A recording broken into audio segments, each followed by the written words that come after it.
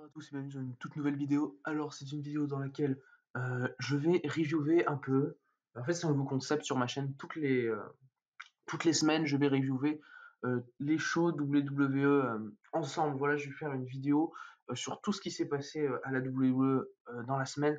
Parce que bon, je fais beaucoup de catch japonais, je privilégie tout ça.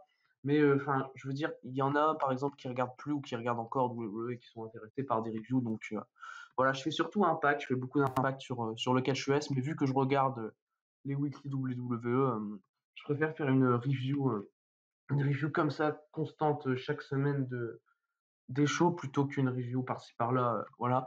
Donc du coup, on va commencer tout de suite, donc la semaine avec les Survivor Series qui se sont déroulées dans la nuit de dimanche dernier à lundi. Euh, donc on a eu, donc c'était un gros pay-per-view pour WWE, donc inutile d'expliquer le concept, c'est un des plus gros pay-per-view de l'année pour WWE. Dans le kick-off, on a une bataille royale assez random. On a Rey Mysterio, Dominic Mysterio, Murphy, Robert Roode, Dolph Ziggler, Shinsuke Nakamura, Jeff Hardy, Ricochet, Shelton Benjamin, Cedric Alexander, The Miz, John Morrison, Chad Gable, Apollo Crews, Kalisto, Elias, Humberto Carrillo et Angel Garza qui y participent. Victoire du Miz qui élimine en dernier Dominique. Dominique qui pensait avoir gagné, le Miz qui revient, qui s'était pas fait éliminer, qui gruge, qui gagne le match. Je trouve ça cool pour mettre en avant le Mister Money in the Bank. Mais enfin, sinon, c'est sans plus, quoi. Je veux dire, le match est cool. J'ai mis 3 parce que pour un kick-off, franchement, j'ai passé un bon moment devant le match. Voilà, j'ai rien à dire de particulier là-dessus. Et donc, on va passer à la carte principale avec Team Raw contre Team SmackDown, le Survivor Series masculin 5 contre 5. Euh, donc, on a la Team Raw qui élimine toute la Team SmackDown, victoire de la Team Raw. Euh, alors non. Alors moi j'ai mis 1,5 parce que le booking est à chier.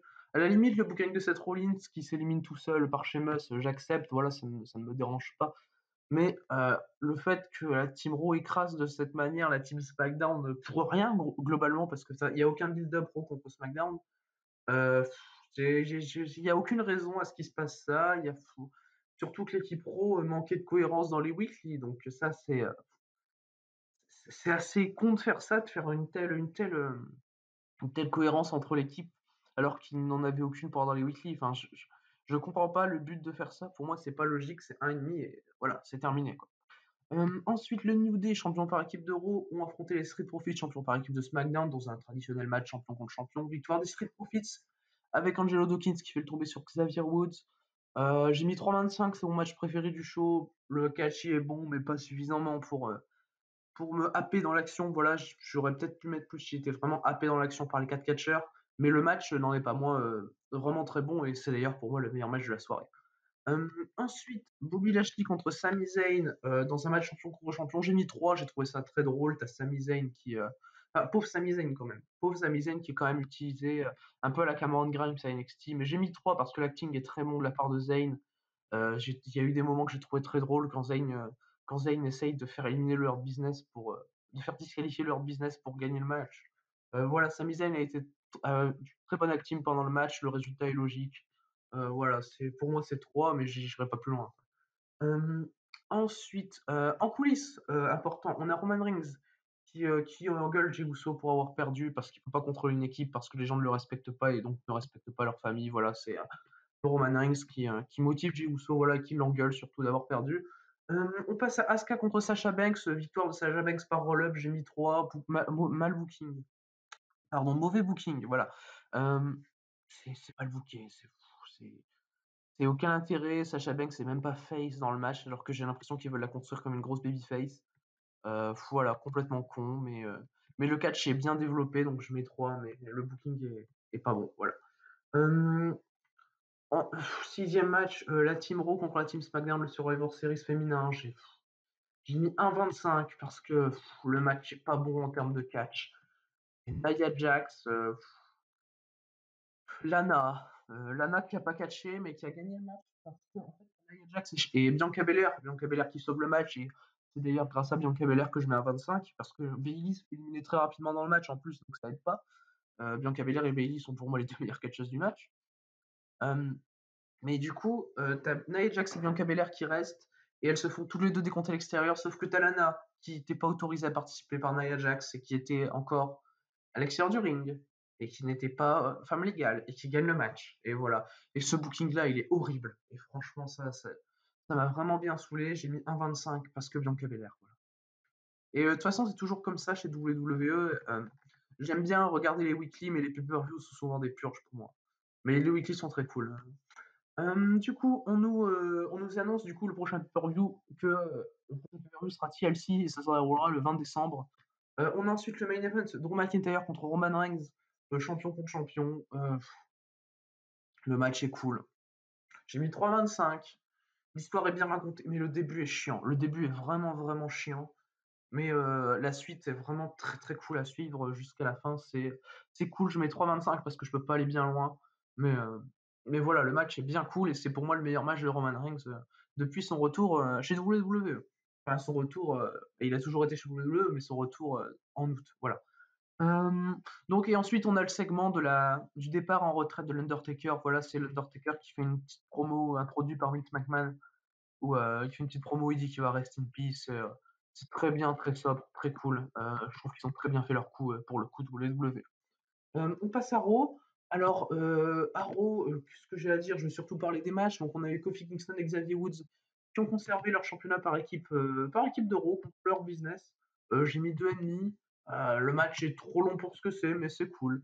Matt Riddle contre Sheamus. Ensuite, j'ai mis 3,5. Bah, en fait, c'est Adam Pearce qui a annoncé qu'il y aurait 3 matchs de qualification pour un triple threat match donc cette semaine, du coup. Euh, pour déterminer l'aspirant numéro 1 au championnat WWE de Drew McIntyre. On a tout d'abord Matt Riddle contre Sheamus, l'action est super, j'ai mis 3,5. C'est encore mieux que leur premier match à Raw il y a quelques semaines où j'avais mis 3,25. Là, franchement, j'ai été super bien dans l'action. Pour moi, c'est un bon 3,5, c'était super bien. On a Asuka qui défend le championnat contre Lana et qui la bat par DQ. Voilà. Non, j'ai mis 0,25.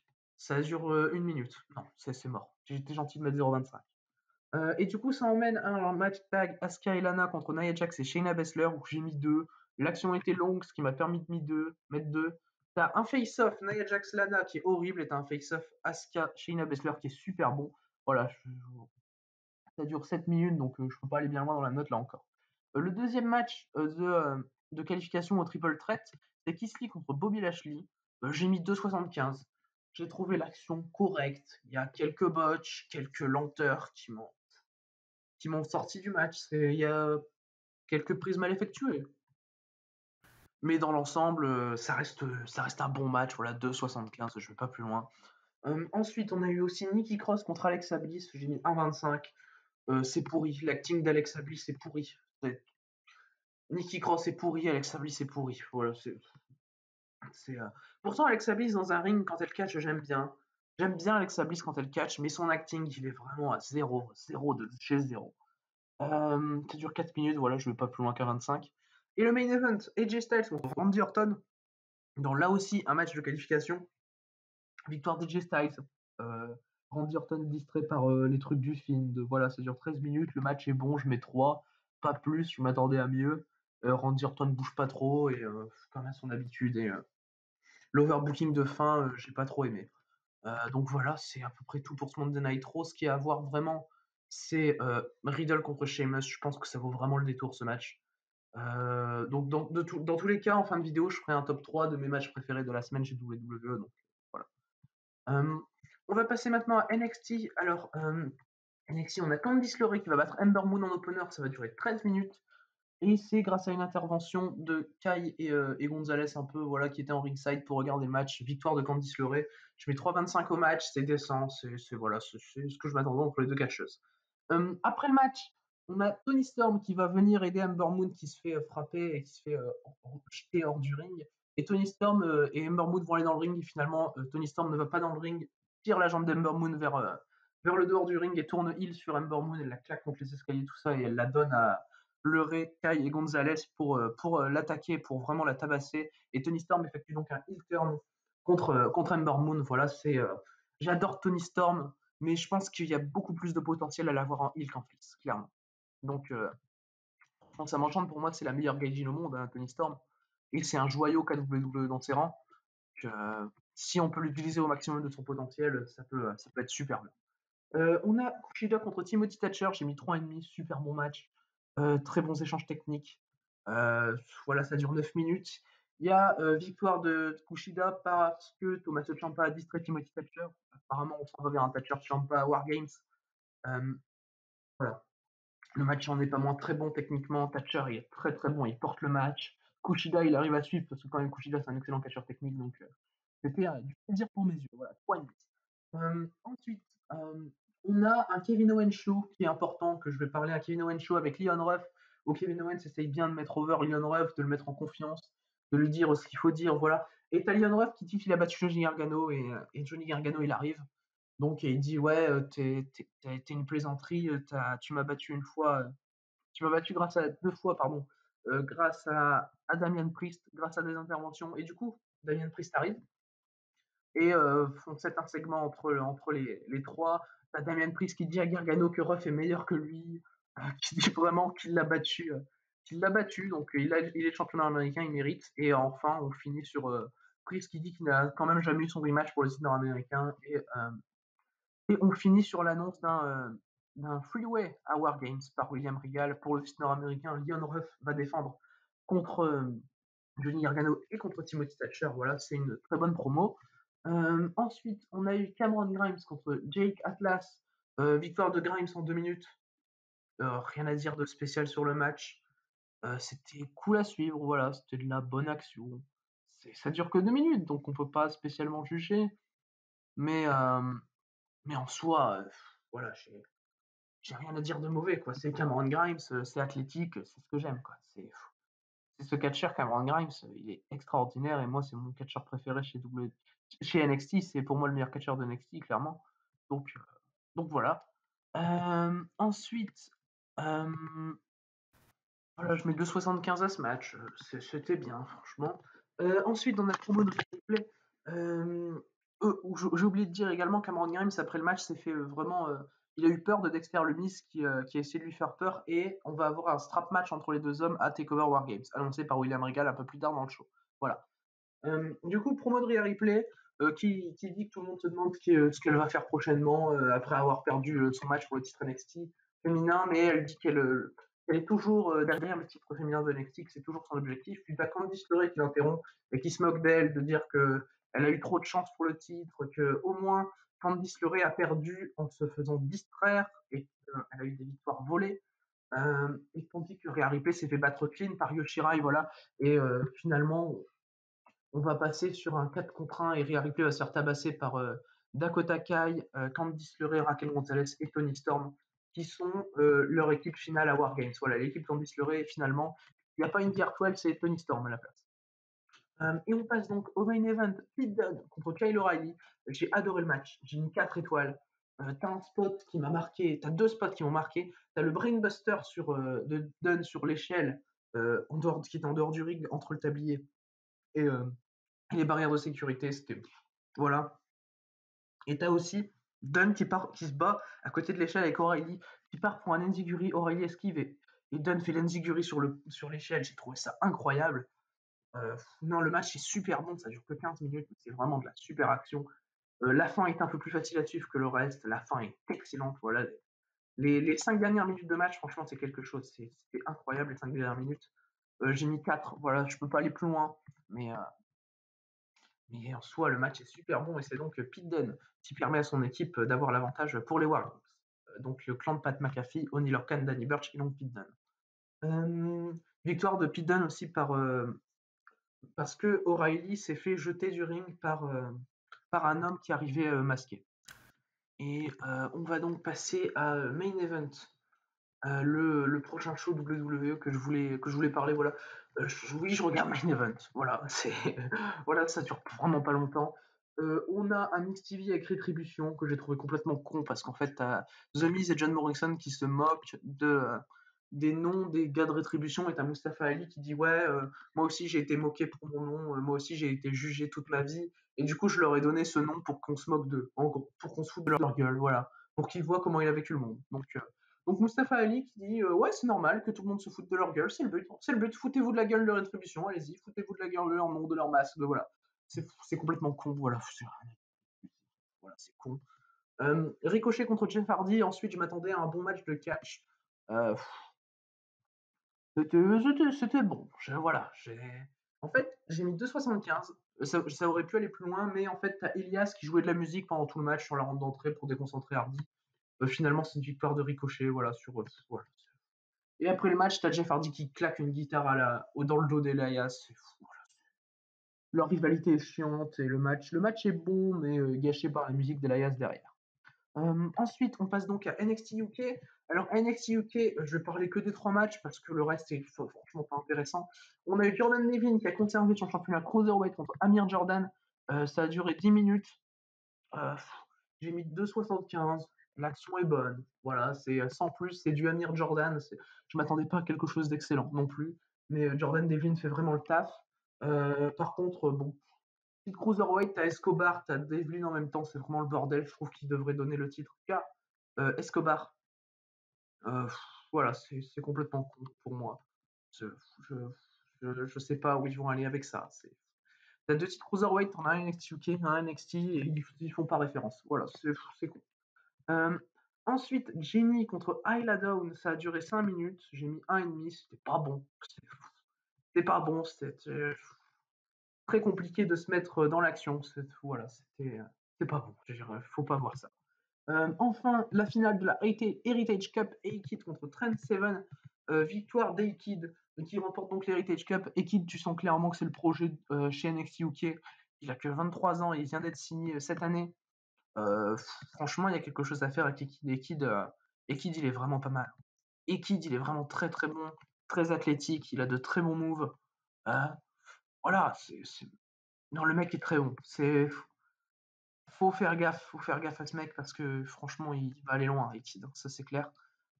C'est un 3,75 pour moi le match contre Trent Seven. T'as des bumps qui m'ont qui m'ont vraiment accroché au match.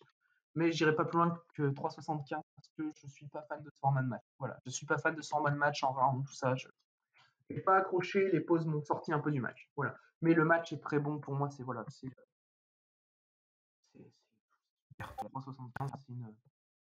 C'est normal que ce soit la finale du tournoi. Pour moi, c'est le meilleur match du tournoi, quoi. On va donc pouvoir passer à 205 Live. Donc 205 Live, voilà, je vais parler Auguste Ray contre Aria Devari. Ça a duré 10 minutes, j'ai trouvé ça super bon. Bah, comme d'habitude, 205 Live, personnellement, c'est mon show préféré WWE chaque semaine. J'ai mis 3,5 à ce match. Très bonne action de Devari, j'aime beaucoup. Les deux mecs s'entendent bien. Très bon heel work de Devari. Voilà, c'est 3,5 pour moi. Et on a aussi Raúl Mendoza contre Curtis Stallion. Bon, avant le match, tu as une promo de Raúl Mendoza et Joaquin Wilde. Et en fait, tu as Curtis Stallion qui a une chance au titre Cruiserweight de Santos Escobar. Et ils disent que Curtis Stallion provoque Santos Escobar, qui mérite même pas de prononcer son nom. Voilà, c'est cool pour builder le match. Et le match fait 3,5 parce que pour moi, c'est de la super action et je peux pas mettre en dessous. Les mecs sont super bons dans un ring. Il y a des super retours de Curtis Stallion qui va finir par remporter le match en 7 minutes. C'est pas trop long, voilà, mais franchement, c'est à voir. C'est un super bon match. Voilà. Ensuite, on va passer à Friday Night SmackDown. Alors, en opener, on a une promo de Roman Reigns et Jey Uso. Voilà, c'est un peu Roman Reigns qui engueule Jey Uso sur avoir perdu les Survivor Series. C'est pas spécialement fou. La promo est cool, mais Jey Uso se fait illogique lui-même. Le booking du Jey Uso est complètement illogique et ça me saoule vraiment beaucoup chez WWE en ce moment. Ensuite, on a Dolph Ziggler et Robert Roode qui font une promo qui challenge un peu les Street Profits, voilà. Et t'as Robert Roode qui fait un truc très très drôle, c'est qu'il fait, en fait, c'est Dolph Ziggler qui fait We Are Up et pour reprendre un peu la catchphrase des Street Profits, et t'as Robert Roode qui fait We want the SmackDown Tag Team Championship. Et j'ai ri très fort, j'ai ri vraiment très fort sur cette joke de Robert Roode. Voilà, ça nous amène au match. Le match est pas spécialement fou, je mets 3 parce que l'action il est cool. Voilà, c'est pas fou, c'est pas spécialement rattrapé, mais l'action est cool. Voilà, c'est bon match. Le match n'était pas pour les titres, je précise. Et victoire de Dolph Ziggler et Robert Roode par roll-up. Donc c'est Robert Roode qui roll-up Angelo Dawkins. Voilà, je dis pas de bêtises. Ensuite, on va passer à Sami Zayn contre Daniel Bryan. J'ai mis 3,75. Le match est super cool et ça montre à quel point les deux mecs sont bons. C'est ce qu'il fallait faire entre les deux hommes. C'est super bon match, rien à dire. Il y a un bump de Brainbuster de Zayn sur Bryan sur l'extérieur du ring sur le tablier du ring, pardon, qui est énorme. Finalement, c'est une victoire de Zayn par count-out parce que Daniel Bryan et Zayn se sont battus en coulisses et Zayn va finalement réussir à revenir sur le ring. On va voir que Daniel Bryan est en fait en train de se faire frapper par Jey Uso. Voilà, Jey Uso est en train d'attaquer Daniel Bryan. Voilà, RAS, et finalement il est séparé par les officiels un peu, et t'as Kevin Owens qui vraiment cherche Jey Uso et qui est vraiment pas content sur les actions de Jey Uso, c'est surtout Kevin Owens, voilà. Donc de toute façon en main event on aura Kevin Owens contre Jey Uso finalement. Ensuite on a Bianca Belair contre Natalia, ça a duré 3 minutes, 2,5, le match est bon, sans plus. Voilà, c'est RAS, pour mettre bien over Bianca Belair, il n'y a pas mieux, voilà. Bianca Belair a besoin de victoire, Natalia est excellente dans un ring, ça va pas faire un match dégueulasse non plus, voilà, c'est 2,5 pour 3 minutes, ça. Ensuite, on aura Murphy contre King Corbin suite à un petit challenge un peu plus tôt dans le show. Et donc le match est bon, mais sans plus. Voilà, pour moi c'est 2,25. Voilà, je comprends pas en fait pourquoi euh, Murphy gagne avec des tricheries des Mysterio. C'est fou. Et voilà, les Mysterio qui aident Murphy à gagner. Corbin qui est censé être un mec vraiment qui triche beaucoup, qui triche pas, qui perd même en babyface. Voilà, j'ai pas trop compris. Et je trouve Dominique Mysterio de façon particulièrement illogique chez WWE dans son booking. Voilà, les deux mecs très illogiques pour moi dans le booking, c'est Jey Uso et Dominique Mysterio, beaucoup plus Jey Uso, parce que ça, je trouve ça complètement con, mais voilà. Ensuite, on passe au main event. Kevin Owens contre Jey Uso, justement, victoire de Kevin Owens par DQ. Ça dure 12 minutes. Le match est bon, hein, ça, il n'y a pas à dire, le match est bon, ça. Voilà, je vais à 3,25 parce que Kevin Owens fait une très bonne perf, mais j'irai pas plus loin. Le finish par DQ m'a particulièrement saoulé. Et voilà, c'est pas excellent, mais franchement, ça fait le taf. Je m'attendais à pire, et donc je valorise et je mets la note 3,25. Voilà, c'était cool pour conclure un super cool épisode de SmackDown. Je dirais pas que l'épisode est super, mais il est bien cool à suivre en tout cas. On a Kevin Owens qui défie Roman Reigns, qui se met à la table des commentateurs et qui dit ouais, c'est moi le chef, c'est moi qui suis à la tête de la table, c'est moi qui voilà. Et Reigns le regarde en coulisses, et vraiment là tu sens qu'il va y avoir un gros Reigns contre Owens à TLC. Ça va être voilà, c'est une petite promo de Kevin Owens qui m'a bien hypé pour la suite quand même.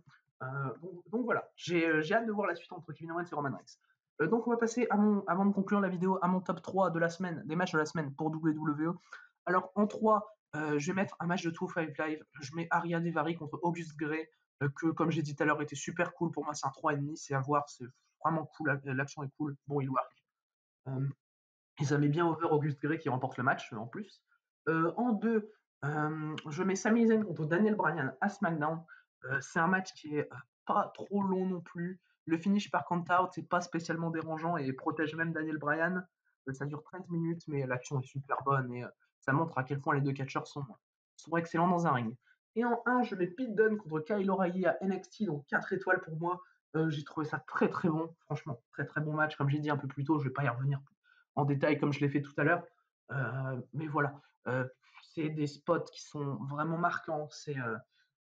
Les 5 dernières minutes sont vraiment marquantes et pour moi, c'est deux excellents catcheurs, tout simplement. O'Reilly qui avait crevé l'écran contre Finn Balor à TakeOver 31. Pour moi, c'était un 4,75 le match contre Balor pour le titre NXT. Et là, qui continue à faire un gros match en solo contre Pete Dunne et j'ai hâte d'être au Wargames. Voilà.